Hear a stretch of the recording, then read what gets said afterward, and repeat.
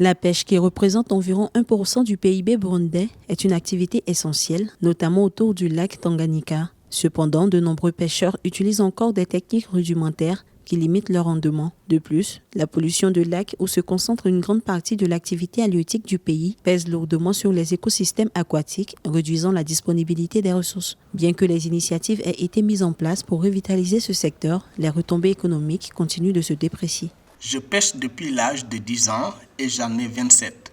Je peux confirmer que les ressources du lac Tanganyika ont considérablement diminué par rapport à cette époque. Au début, on pouvait pêcher plus de 5 ou 6 caisses de poissons par jour en une nuit. Et cela pour ceux qui utilisent des pirogues sans moteur. Et la cause, ce sont les déchets jetés sur les rives du lac.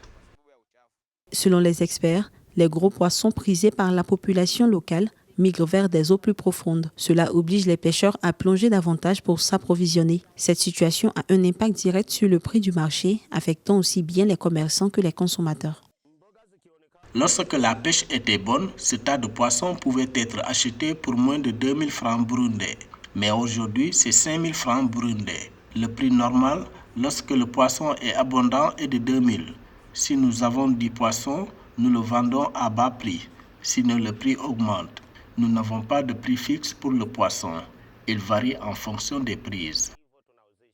Ainsi, bien que la pêche reste un pilier économique du Burundi, des efforts sont de l'avis de certains experts nécessaires pour moderniser le secteur, améliorer la sécurité des pêcheurs et lutter contre la pollution. Le gouvernement et les acteurs du secteur travaillent sur des solutions à long terme pour préserver cette ressource vitale.